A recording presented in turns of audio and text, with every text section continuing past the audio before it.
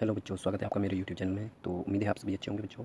आज मैं बच्चों आप लोगों के लिए जो टॉपिक लेकर आया हूँ, तो देखिए बच्चों, ये है वो आज आपका टॉपिक जो हमारा शुरू होने वाला है। तो बच्चों ये इसलिए लेकर आया हूँ क्योंकि ये बहुत ही हमारी बेसिक चीज़ होती है बच्चों। अक्सर इस वजह से भी गणित जो है काफ़ी मुश्किल हो जाता है कई बच्चों के लिए। तो देखिए बच्चों, इसमें आपका क्या क्या चीज़ आता है। देखिए बच्चों, कुछ इस तरह के आपने कभी देखे होंगे गणित में, और खासकर बच्चों को इसमें दिक्कतें हो जाती है इसको हल करने में, यानी कि सॉल्व करने में। तो देखिए बच्चों, मैं आज आप लोगों के लिए इसका सोल्यूशन लेकर आया हूँ कि आपको किस तरह से इसे करना है और कैसे करना है। तो उससे पहले थोड़ा सी जानकारी ले लेते हैं बच्चों हम इसके बारे में। तो देखिए बच्चों, जैसा ये है ना बच्चों, इसे कहा जाता है बच्चों हिंदी में पद और इंग्लिश में टर्म। तो देखिए बच्चों, यहाँ पे लिख लेता हूँ मैं आपके पास 2x। ठीक है बच्चों, आपका जो ये 2x है, इसे कहा जाता है बच्चों हिंदी में गुणांक। ठीक है बच्चों, और जो ये है बच्चों, इसे कहा जाता है चर, और इंग्लिश में इसे वेरिएबल, VARIABLE वेरिएबल कहा जाता है बच्चों, और इसे कहा जाता है COEFFICIENT क्वेश्चन बच्चों। ठीक है बच्चों, ये आपको ये समझना ज़रूरी है बच्चों कि किस चीज़ को क्या कहा जाता है। ठीक है बच्चों, तो बच्चों इसे इसलिए कहा जाता है बच्चों, इसे याद रखना कि कई बच्चों को ये याद ही नहीं रहता कि इसे क्या कहा जाता है और इसे क्या कहा जाता है। ठीक है बच्चों, गुणांक यानी कि कोएफिशिएंट बोले तो कोएफिशिएंट हमेशा किसी वेरिएबल का ही होता है, यानी कि चर का हमेशा गुणांक होता है बच्चों। और चर की इसे वेरिएबल देखिए बच्चों, VARY वेरी वेरी जो होता है ना बच्चों, VARY वेरी होता है बच्चों कि गमन करना। क्या होता है बच्चों? गमन, गमन गमन करना, यानी कि हिलना डुलना बच्चों। ठीक है, गमन करना इधर उधर कहीं भी। तो यहीं से बच्चों ये वेरिएबल बना है बच्चों, आपका वेरिएबल यानी कि गमन करने वाला, हिलने डुलने वाला। और जो ये चर है ना बच्चों, चर, इसे आप ऐसे समझिए, एक खेत है, इसमें एक घोड़ा है। ठीक है बच्चों, क्या है? घोड़ा बच्चों। इस तरह से लिखते हैं, घोड़ा है। तो बच्चों यहाँ पे घास चर रहा है। ठीक है बच्चों, अब देखिए, अगर वो घास यहाँ पे चर रहा है तो बच्चों ऐसा तो ये पॉसिबल नहीं है कि वो यहीं पे चरेगा बच्चों, वो मिट्टी थोड़ा ना खा जाएगा। तो बच्चों वो कहीं भी चर सकता है, इधर इधर उधर इधर, कहीं भी जहाँ उसका मन करे वहाँ घूम सकता है, वो खा, यानी कि घास को वो चर सकता है बच्चों। तो हमें ये पता नहीं होता कि वो कब कहाँ पे मुँह मार दे। तो बच्चों इस तरह से भी आप इसे समझ सकते हैं, चर इसीलिए इसे कहा जाता है। और अब इसे क्यों कहेंगे ऐसा? क्या ये इधर-उधर घूमता है या चलता रहता है? इसे इसलिए कहा जाता है बच्चों क्योंकि जो इसकी कीमत होती है ना, जो इसकी कीमत होती है बच्चों, वो कुछ भी आ सकती है, यानी कि माइनस माइनस इन्फिनिटी टू यानी कि प्लस इन्फिनिटी, इसके बीच में इसकी कीमत जो है कुछ भी आ सकती है। इस बात को हम निश्चित रूप से नहीं कह सकते कि जैसे मान लो मैं कोई एक नंबर लिखता हूँ कि 1, यानी कि इस x का मान सिर्फ 1 ही आएगा। कुछ भी आ सकता है बच्चों, कुछ भी। परिमेय संख्या भी हो सकती है, यानी कि कुछ भी हो सकता है बच्चों। ठीक है, तो इसलिए इसे कहा जाता है बच्चों हमें चर, हिंदी में, इंग्लिश में वेरिएबल। तो देखिए बच्चों, अब आप देखेंगे बच्चों कि यहाँ पे मैंने ये क्या चीज़ें लिखी हैं, इधर भी लिखा है, इधर भी लिखा है। देखिए बच्चों, इसे कहा जाता है हिंदी में बच्चों, इसे जो ये पूरी चीज़ है ना बच्चों, ये पूरी चीज़ देखिए, इसे भी, इसे ही पूरे को हम कहते हैं बच्चों पद। ठीक है बच्चों, इंग्लिश में टर्म, TURM टर्म, इंग्लिश में टर्म। अच्छा, तो देखिए बच्चों, इसमें तो बच्चों एक ही पद है, यानी कि एक ही पद है, यानी कि सिंगल टर्म है। इसमें दो पद है बच्चों, इसको कहते हैं बच्चों हिंदी में कैसे कहते हैं बच्चों? द्विपद, द्विपद। ठीक है बच्चों, द्विपद कहा जाता है इसे बच्चों, और इंग्लिश में इसे बाई, NOMIAL बाइनोमियल कहा जाता है बच्चों। और जो यहाँ पे देखिए बच्चों, 1 2, इसमें भी दो ही पद है बच्चों, इसमें 1 2, इसमें भी दो ही पद है बच्चों, इसमें 1 2 3, इसमें बच्चों तीन पद है बच्चों, तीन। तो इसे बच्चों, इसे कहा जाता है बच्चों क्या? त्रिपद। ठीक है बच्चों, और इंग्लिश में इसे कहेंगे बच्चों TRI, ट्राइनोमियल, NOMIAL। ठीक है बच्चों, ये ट्राइनोमियल कहा जाता है। अगर बच्चों तीन से ज़्यादा हैं तो देखिए बच्चों, इनको इस तरह से गिना जाए, इन पदों को गिने, 1 2 3, तीन पद है बच्चों, यानी कि इन टर्म्स को गिने 1 2 3, थ्री टर्म्स है बच्चों, इसलिए इसे ट्राइनोमियल कहा जाता है बच्चों। बच्चों आपने अगर विज्ञान की लैंग्वेज में, अगर आपने बच्चों विज्ञान की भाषा में अगर गिनती पढ़ी हो तो आपको पता होगा बच्चों। ठीक है बच्चों, बाई, ट्राई। ठीक है बच्चों, तो इस तरह से बच्चों। ठीक है, आगे चलते हैं बच्चों। तो इसे सॉल्व कैसे किया जाता है बच्चों? इसे सॉल्व करने के लिए बच्चों आपको एक चीज़ हमेशा याद रखनी है बच्चों, जब भी बच्चों, इसे तो सॉल्व करने की ज़रूरत नहीं है बच्चों। अगर इसे सॉल्व करना है तो देख लेते हैं बच्चों, पहले हम यहाँ से शुरू करते हैं बच्चों। तो देखिए बच्चों, अगर इसे सॉल्व करना है तो आपको इसको बच्चों द्विपद, यानी कि बाइनोमियल के फॉर्म में नहीं रखना है, बाइनोमियल के रूप में नहीं रखना है, इसे आपको इक्वेशन में लिखना है। देखिए बच्चों, जब भी कब हम किसी भी पॉलिनोमियल को, पॉलिनोमियल, बाइनोमियल बोलो, ट्राइनोमियल बोलो, या ये मोनोनोमियल बोलो, ये मोनोनोमियल है बच्चों जिसमें एक पद होता है, इसको कभी भी अगर हम 2x+3, अगर कभी भी हम इन इन सभी को कभी भी अगर हम इक्वल टू 0 लिख देते हैं बच्चों, इसे कहते हैं बच्चों क्या?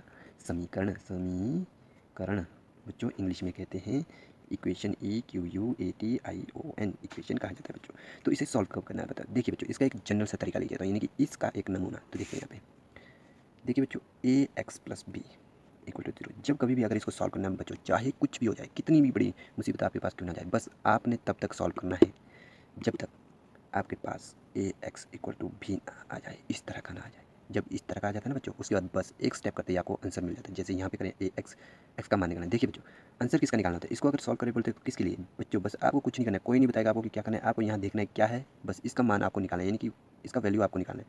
ठीक है, ठीक है बच्चों, इसका वैल्यू निकालना पड़ेगा। You should have to find out the value of this variable X. Okay बच्चों, इसके लिए इसे सॉल्व किया जाता है बस, बाकी और कोई मकसद नहीं होता है। तो देखिए बच्चों, इसको सॉल्व करने के लिए तो हमें इसे इस यहाँ चाहे कुछ भी लिखा रहा हो वहाँ से हमें इसे बदल बदल कर यहाँ तक लेकर आना पड़ेगा। जब यहाँ तक लेकर आए ना तब तक सॉल्व करो, जब तक ऐसा नहीं आया। तो जब ऐसा आ गया बस एक स्टेप के बाद तुरंत आंसर आ जाता है बच्चों। देखिए इन दोनों के बीच मल्टीप्लाई हुआ है। देखिए बच्चों ए गुना एक्स होता है, तभी तो बच्चों आपके पास ए एक्स बना ना बच्चों, तभी बनता है बच्चों। ये आपस में इस तरह से चिपक गए हैं बच्चों, ये आपस में इस तरह से चिपक गए हैं।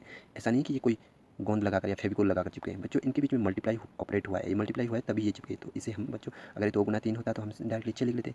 ये तो इस तरह से नहीं है, एक ए है एक एक्स है, इसलिए इसको ए गुना एक्स को हम हमेशा ए एक्स लिख लेते हैं। ठीक है बच्चों, तो ऐसे ही यहाँ पे इन दोनों के बीच में गुना हुआ है। जब ये ए गुना एक्स है तो बच्चों हमें तो चाहिए एक्स, इसे कहाँ डालें, तो इसे हम यहाँ से उधर डाल देते हैं बच्चों। ठीक है बच्चों, यहाँ अगर मान लो अगर इधर भी है तो हम इधर डाल देते हैं। तो अब देखिए बच्चों, अगर ये ए इसके साथ गुना कर रहा है तो उधर जाके बी के साथ भाग करेगा बच्चों। ठीक है बच्चों, तो देखिए तो x इक्वल टू बी बटा ए। देखिए इस तरह से आपको सॉल्व करना है, करेंगे तो आपको तुरंत ही आंसर मिल जाएगा बच्चों। ठीक है, तो आगे चलते बच्चों, इसे सॉल्व करते हैं टाइम वेस्ट ना करते हुए। तो देखिए कैसे सॉल्व करना है। ये 2x है इक्वल टू बच्चों, इसे यहाँ से आगे सॉल्व करना बच्चों में, तो ये जाएगा बच्चों उधर। हमेशा हमें देखना है सबसे पहले प्लस या माइनस वाले को ही हटाना होता है, प्लस या माइनस वाले को ही हमें जो है उठाना होता है बस। इस चीज़ को हम डायरेक्टली नहीं उठा सकते, पहले प्लस या माइनस, क्योंकि यही कमजोर पॉइंट होता है। तो देखिए बच्चों उधर जाएगा तो -3 हो गया। ठीक है बच्चों, अब मुझे मिला x, मिला x का मान नहीं मिला, x का वैल्यू नहीं मिला, तो मुझे निकालना है x का वैल्यू। तो ये कहाँ जाएगा, ये x के साथ ये गुना करें तो ये उधर जाएगा बच्चों। तो देखिए x इक्वल टू -3/2। तो देखिए बच्चों ये आपका x का मान निकल। अब देखिए बच्चों क्या ये मान हमारा सही है या गलत है। इसके लिए बच्चों हम कुछ करते हैं जिसे बच्चों हम चेक कहते हैं, CHEC चेक, और हिंदी में इसे जाँच कहते हैं बच्चों। जाँच कीजिए कि क्या आपका आंसर सही है या नहीं। तो देखिए कैसे करते हैं, आपको कुछ नहीं करना है, जो भी आपको समीकरण दिया था जहाँ से आपने x का मान निकाला, बस जो मान निकला ना उसको उस समीकरण में भरो। तो देखिए हमारे पास समीकरण था 2x + 3 बराबर 0, आपने भरना कहाँ है, इधर, तभी इसे इक्वेशन कहा जाता है। यानी कि अगर कोई इस x का कोई ऐसा मान अगर इस पे रख दिया जाए और ये अगर 0 हो जाए तो इसे कहा जाता है इक्वेशन। इक्वल से इक्वेशन बने बच्चों। ठीक है, तो देखते हैं, भरते हैं, लेफ्ट हैंड साइड देखते हैं, अगर हमारे पास राइट हैंड साइड मिल जाता है तो हमारा ये मान सही रहेगा। तो देखिए 2 है x की जगह में, देखिए 2 और x के बीच में गुना हुआ है, तो देखिए बच्चों हम गुना को ब्रैकेट लगाकर भी लिख सकते हैं। तो देखिए x की जगह में मैं लिखूँगा 3/2। तो देखिए इन दोनों के बीच गुना ही है अभी भी। आगे चलते हैं +3। ठीक है बच्चों, ये लेफ्ट हैंड साइड को करना है बच्चों, कभी भी चेक अगर करना है तो लेफ्ट हैंड साइड। अगर दोनों साइड कुछ इस तरह के होते, इस तरह के इधर भी, तो पहले लेफ्ट हैंड साइड को करेंगे फिर राइट हैंड साइड, जो आपकी मर्जी हो बच्चों, चाहे राइट हैंड साइड को पहले करो किसी को, पर करना दोनों साइड पड़ेगा। अगर दोनों साइड इस तरह से हो तो यहाँ तो दूसरी साइड तो 0 है, कुछ नहीं है, तो आप इधर ही मान बनेंगे तो करेंगे बच्चों। तो ये आपके पास क्या जाता है, 2 से 2 कट जाता है बच्चों, खत्म, कैंसिल हो जाएगा। तो आपके पास बच्चों तो -3 + 3, यानी कि इसे हम 3 -3 लिख सकते हैं बच्चों। क्यों, देखिए एक प्लस का 3 है, मैंने इसे उठा के आगे रख दिया और माइनस वाले को पीछे रख दिया, यानी कि सामने जब आएगा तो तब तो हम प्लस का चिन्ह लिखते, तो आपका 0 इक्वल टू बच्चों ये राइट हैंड साइड हो गया। इस तरह से बच्चों चेक किया जाता है। आगे चलते बच्चों, तो देखिए बच्चों कई बार आप लोगों के पास इस तरह की समस्या आ जाती है, तो इसे किस तरह से किया जाता है बच्चों।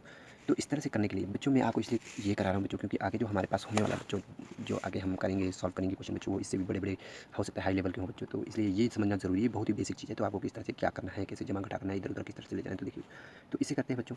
तो कैसे करेंगे, तो देखिए बच्चों ये है हमारे पास 7t + 1 इक्वल टू 3 - 3। तो इसे क्या करेंगे, तो इसमें आपको देखते ही पता चलना चाहिए कि आपको क्या करना है। इसमें आपको कह दिया जाएगा सॉल्व इट या फिर इवेल्युएट इट या फिर इसे हल कीजिए। तो आपको क्या करना है, आप तो आपके तो सिर के बाल खड़े हो जाते हैं कि भी करना क्या है। तो कुछ नहीं बच्चों, कुछ नहीं, इसमें देखिए क्या करना है, आपको वेरिएबल देखना है बस। टी है, आपको ABCD में से कोई भी अल्फ़ाबेट दिखा दी तो आप देखिए क्या है, ये टी है, तो हमें टी का वैल्यू निकालना है। तो देखिए बच्चों कैसे करना है, यहाँ पे टी है, यहाँ पे टी है, तो आप एक काम कीजिए, टी वालों को एक साइड और जिनके पास टी नहीं है वो एक साइड, यानी कि इनको अलग अलग छांट दीजिए। इनको जिस तरह से आप चावल से कूड़ा करकट छांटते हैं उसी तरह से टी वालों को एक साइड, बाकी दूसरी साइड। तो देखिए बच्चों हमें क्या करना है, इसको जो है उधर नहीं ले जाना है, इसको इधर लाना है। क्यों, ये भी एक नियम है बच्चों कि हमें जब भी किसी का मान निकालना होता है वो हमारा हमेशा लेफ्ट हैंड साइड की तरफ चाहिए, और जो उसका मान निकलेगा, जो वैल्यू निकलेगा वो हमेशा राइट हैंड साइड की तरफ, यानी कि इसे हमेशा जो भी XYZ कुछ भी अल्फ़ाबेट है उसको हमेशा लेफ्ट हैंड साइड में रखें, ये आप ध्यान दें। तो देखिए तो मैं करता हूँ यहाँ पे किस तरह से 7t है, देखिए ये -t है, चिन्ह के साथ इसको उठा कर ले जाए, ये समझिए कि ये इसकी आंखें है। अब आप आंखें निकाल कर किसी को मत लाइए, वो नहीं चलेगा।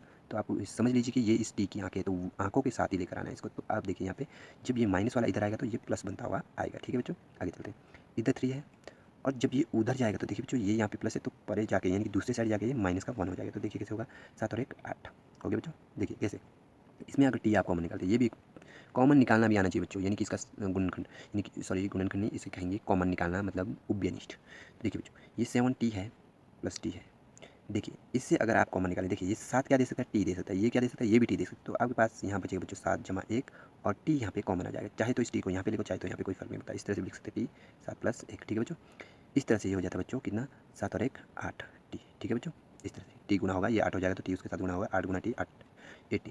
ठीक है बच्चों, अब आप सोचिए बच्चों, ये यहाँ से तो टी चला गया तो यहाँ तो 0 बचना चाहिए था, यहाँ पे 1 कैसे बचा? तो देखिए बच्चों, कोई भी चीज़ जब भी कभी भी बच्चों, जैसे मैंने 1 लिखा, 2 लिखा, 10 लिखा, या फिर मेरा हाथ ही समझिए या फिर इस पेन को समझिए, तो ये आप, अगर मैं आपको पूछूँ बच्चों ये जो पेन है कितने हैं, तो आप क्या कहेंगे बच्चों? 1 है। ठीक है बच्चों, इसका जो बच्चों अस्तित्व है, वो इसका ये अस्तित्व है कि एग्जिस्टेंस जो है इसका वो ये है कि भाई ये 1 है, 2 नहीं है, क्वांटिटी इसकी 1 है। तो देखिए यहाँ पे टी कितना है? 1, यानी कि आप टी को टी गुना 1 लिख सकते हैं बच्चों, कोई फर्क आएगा तब भी ये टी ही रहने वाला है बच्चों, टी गुना 1 इस तरह से। तो देखिए बच्चों, ये तो यहाँ पे ऐसा हुआ कि ये टी इसने दे दिया, तो वहाँ पे क्या छोड़ कर गया? 1 यहाँ पे। ठीक है बच्चों, तभी ये 1 रह जाता है। तो इस तरह से भी इसे समझ सकते हैं। अगर इस तरह से नहीं समझना तो ऐसे समझिए, 7 टी जमा 1 टी, 7 और 1 8। इसके सामने हमेशा कुछ नहीं है तो 1 होता है बच्चों, यहाँ हमेशा आगे 1 होता है। अगर किसी के बटा में कुछ नहीं है तो वहाँ पे भी 1 होता है, अगर किसी की पावर में कुछ नहीं है तो वहाँ पे भी 1 होता है। ठीक है बच्चों, तो समझिए 7 और 1 8 टी।